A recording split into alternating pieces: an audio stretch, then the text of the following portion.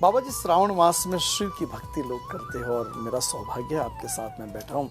हिमालय में आपने साधना तपश्चर्या की और आज इंग्लैंड की धरती पर आप भक्तों को कुछ ऐसे भाव में ले जा रहे हैं कि जीव से शिव अलग नहीं है, वो बताने के लिए।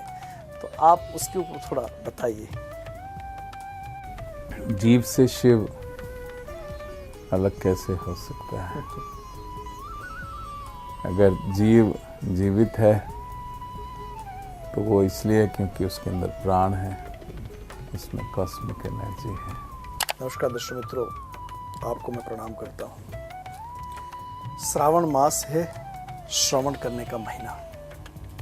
श्रवण नक्षत्र से श्रावण मास बना। हमारे हाथों में है कि हम क्या खाए, क्या पिए, क्या सुने, क्या करें। मगर एक सिद्ध योगी, हिमालय के सिद्ध योगी भगवान शिव की आराधना करते करते करते भारत से लेकर जब इंग्लैंड में आते हैं तो एक बात होती है, क्या शिव की आराधना हम कर रहे हैं क्या? क्या शिव का सानिध्य हम प्राप्त कर रहे हैं क्या? क्या भगवान शिव वास्तव में समाज के लिए, ये मानव के लिए कौन सी श्रावण मास में कौन सी एनर्जी, कॉस्मिक एनर्जी प्राप्त करवाते हैं? मेरा सौभाग्य है आज मैं हिमालय के सिद्ध योगी जी के साथ बैठा हूं। मेरा सौभाग्य रहा संतों का आशीर्वाद मिलता रहा और वही आशीर्वाद की पूंजी बनी तो श्रावण मास में आज अवधूत शिवानंद जी के साथ बैठा हूं। बाबा जी प्रणाम। नमः शिवाय। नमः शिवाय। बाबा जी, श्रावण मास में शिव की भक्ति लोग करते हैं और मेरा सौभाग्य है आपके साथ में बैठा हूँ। हिमालय में आपने साधना तपश्चर्या की और आज इंग्लैंड की धरती पर आप भक्तों को कुछ ऐसे भाव में ले जा रहे हैं कि जीव से शिव अलग नहीं है, वो बताने के लिए। तो आप उसके ऊपर थोड़ा बताइए। जीव से शिव अलग कैसे हो सकता है?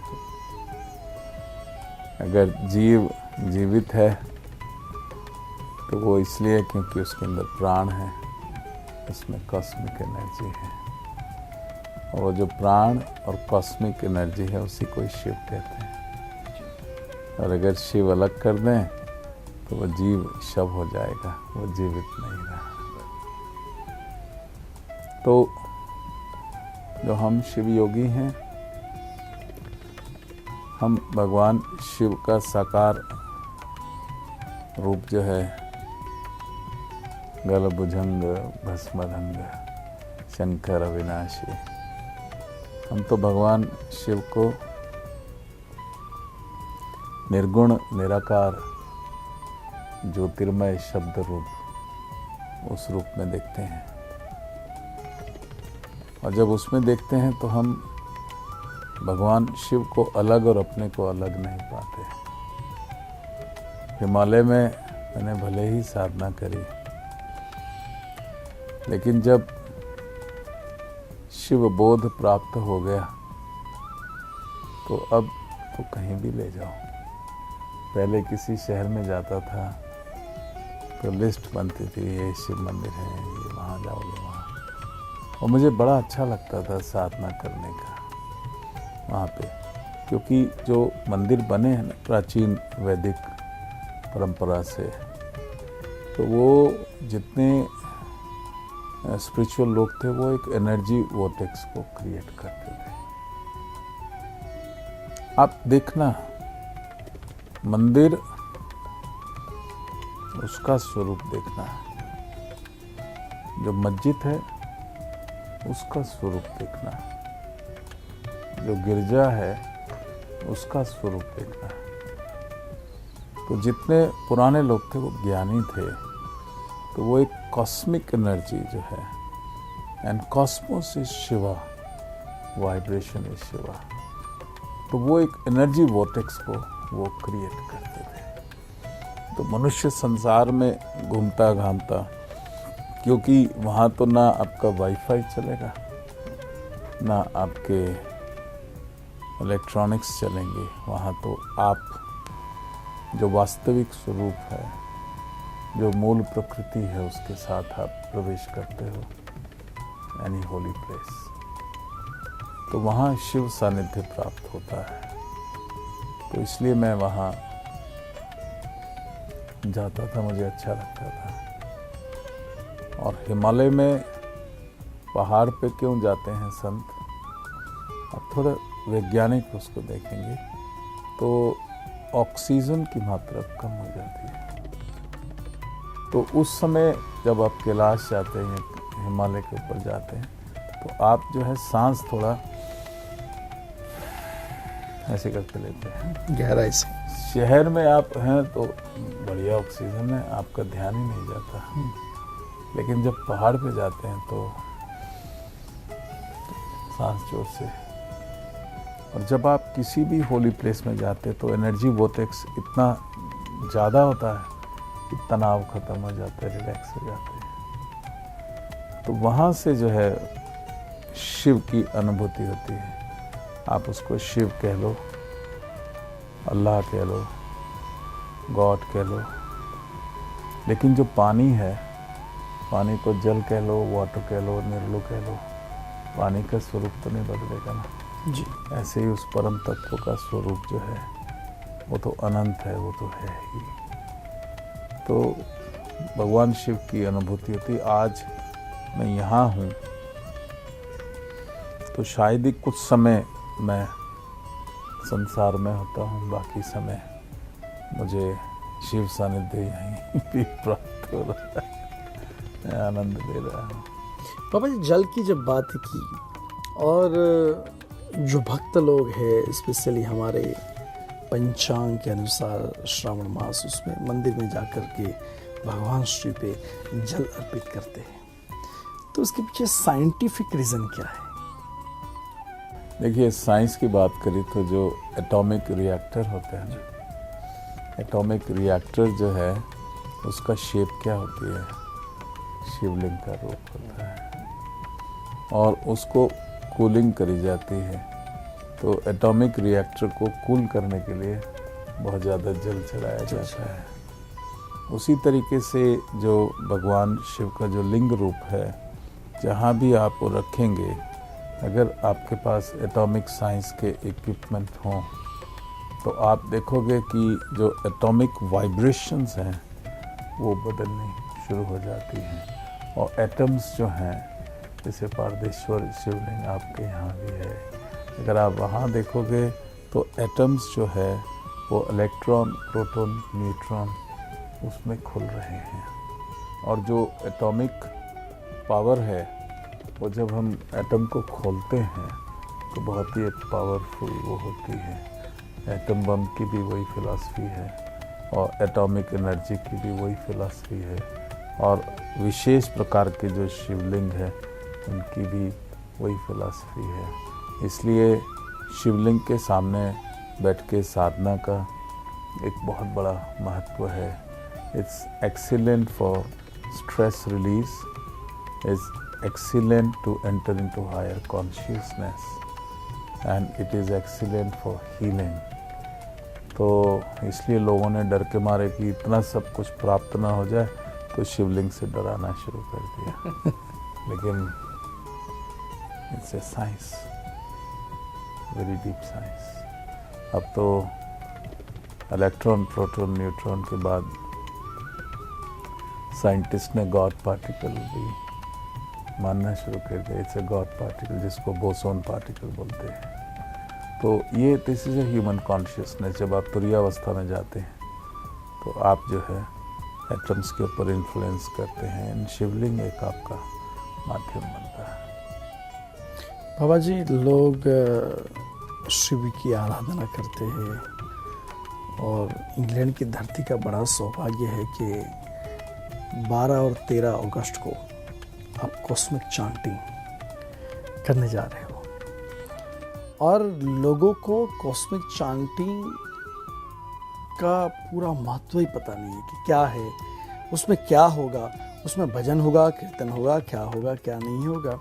मगर एक यौगिक क्रिया, एक हिमालय की यौगिक क्रिया और हिमालय के उस मंत्रों की चेतना, साधना समाज को मिल रही है। उसमें क्या मैं तो ये मानता हूँ कि बंदर को अदरक खिलाया जाए तो शायद उसका टेस्ट उनको पता नहीं चलेगा, मगर जो जिनको पता है उसको तो पता है, मगर आप थोड़ा उसके ऊपर प्रकाश डालोगे तो और समाज में चेतना आएगी। देखिए, बंदर भी जरूरी है मनुष्य के लिए क्योंकि बंदर से ही तो मनुष्य बना जी। और शब्द महेश्वर है, जो वाणी निकलती है ना, वही एक शिव का स्वरूप है। अब वाणी जो है शब्द, इसकी वाइब्रेशनल फ्रीक्वेंसी अगर हम बढ़ा देते हैं तो वो शब्द नाद में परिवर्तित होता है, और जो नाद है उसमें शक्ति होती है। उसकी फ्रीक्वेंसी बढ़ती है तो वो वाइब्रेशन मनुष्य के अंदर पेनिट्रेट कर जाती है, और एक स्थिति के बाद उस नाद की वाइब्रेशन अगर बढ़ा देते हैं तो वो एक अनाहत नाद के रूप में परिवर्तित हो जाता है। और अनाहत नाद ही साक्षात शिव, निर्गुण निराकार ज्योतिर्मय शब्द रूप है। तो इस शब्द का एक बहुत ही बड़ा महत्व है। और संकीर्तन, मीराबाई ने इसका प्रयोग किया, कबीरदास जी ने किया, चैतन्य महाप्रभु ने किया, और शिव योगी सिद्ध गुरु नानक जी ने किया। जितने भी शिव योगी सिद्ध हैं उन्होंने इस संगीत का प्रयोग किया, और संगीत से ही एक ध्यान की उच्च अवस्था में व्यक्ति जा सकता है, अनाहत नाद के अंदर पहुंच के। और शिव योग में जो है हम भजन नहीं गाते हैं। भजन जो है वो तो डुअलिटी हो गया ना, एक सिंगर है, आप लिसनर हो, परफॉर्मर है।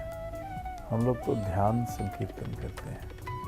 ध्यान संकीर्तन जो उस दिन होगा, इट्स वेरी इंटरेस्टिंग कि सब लोग गाएंगे, 2000, 4000, 10,000, 1 लाख, और जितने लोग इकट्ठे होते हैं, they all sing together, चाहे गाना आए चाहे गाना ना आए। लेकिन वो जो शक्ति जो घूमती है तो लोग खुद हैरान होंगे, they can sing very well। और उस समय वो जो मंत्र हैं, वो जो ध्वनि होगी, लोगों की कुंडलनी जग जाती है, लोगों के आंसू निकलने शुरू हो जाते हैं, और कई जन्मों के जो अनरिजॉल्व्ड इश्यूज हैं वो रिलीज होने शुरू हो जाते हैं। इसलिए उसको कॉस्मिक चैंट्स बोलते हैं ऑफ शिवा। तो पता नहीं 2 घंटे चले, 4 घंटे चले, समय का अस्तित्व रहता ही नहीं है। और ये मैं इसलिए कर रहा हूँ क्योंकि इंग्लैंड की धरती पर सिद्ध आश्रम आ रहा है, और मेरे लिए ये नाम ही एक बहुत ही पूजनीय है। वो भारतवर्ष को जो है इंडिया को ये नाम दिया गया मॉडर्न वालों ने, जम्बू द्वीप कहा है। आज भी संकल्प लेते हैं तो वही जम्बू द्वीप कहते हैं जी। इंडिया द्वीप तो नहीं, जम्बू द्वीप भारतवर्ष। हाँ, भारत खंडे खंडे भारतवर्ष नहीं बोलते, खंडे, मतलब एक खंड है जी, जो कि एक जगह जी। लेकिन जो जम्बू द्वीप था वो पूरी पृथ्वी के ऊपर फैला हुआ था। कपिल महर्षि का जो आश्रम था वो कैलिफोर्निया में था। ओके। ये ऐसे कहता है। और स्कंद महर्षि जो हुए, भगवान कार्तिकेय उनको स्कंद बोलते हैं, स्कंद। और स्कैंडिनेवियन कंट्रीज जो हैं, यूरोप इस स्कंद महर्षि का स्थान था। तो जो भगवान शिव की जो धरती थी वो सिमट सी गई थी। वैसे तो शिव का अस्तित्व हर जगह पर है, और अब जगह जगह शिवलिंग भी निकल रहे हैं। और एक तपस्वी ही एक ऐसा एडवेंचर ले सकता है जो राजेश गुरु जी ने ले लिया, कि भारतवर्ष से निकल के लंदन में आ गए और ये भगवान शिव का ही गाइडेंस है। जो सिद्ध आश्रम, आप कोई और भी आश्रम रख सकते थे, नारायण आश्रम रख सकते थे, शिव आश्रम रख सकते थे, सनातन रख सकते थे, हिंदू आश्रम मतलब दे आर वेरी पॉपुलर। सिद्ध is not a popular word, लेकिन वास्तविक शब्द तो है, क्योंकि सिद्ध जो है सबसे जुड़ा हुआ है। आप सिद्ध आश्रम का आपने शिलान्यास, और जब मैं सिद्ध आश्रम में जाता हूं तो पारदेश्वर शिवलिंग के दर्शन होते हैं। बाबा जी, एक मुझे याद है जब मेरी 108 दीक्षाएं हुई और 94 में जब मुझे गुरु पद दिया गया, तब मेरे गुरु जी ने कहा कि बेटा, सिद्धाश्रम की स्थापना जी कहीं भी होगी तो सिद्धाश्रम में कभी भी हिमालय के योगी वहाँ आएंगे और आपको सपोर्ट करेंगे। और आज मैं उस बात को प्रैक्टिकल देख रहा हूँ, अनुभव कर रहा हूँ कि जब जब मुझे कुछ भी कोई सलाह की जरूरत, मार्गदर्शन की जरूरत पड़ी, और आज सिद्धाश्रम नया बन रहा है, तो मुझे एक पैटर्न के रूप में, एक मार्गदर्शक के रूप में, एक सहयोग के रूप में हिमालय के योगी अवधूत शिवानंद जी वहाँ पहुँच गए। ये मेरा बड़ा सौभाग्य है बाबा जी। बहुत अच्छा लगा, आपका आशीर्वाद ऐसा ही बना रहे और समाज के लिए आशीर्वाद तो शिव का ही बना रहेगा। हम तो आशीर्वाद लेने आ रहे हैं सिद्धाश्रम। बहुत बहुत बाबा जी धन्यवाद, आपने वक्त दिया, और पुनः हम आध्यात्मिक चर्चा करते रहेंगे। नमः शिवाय।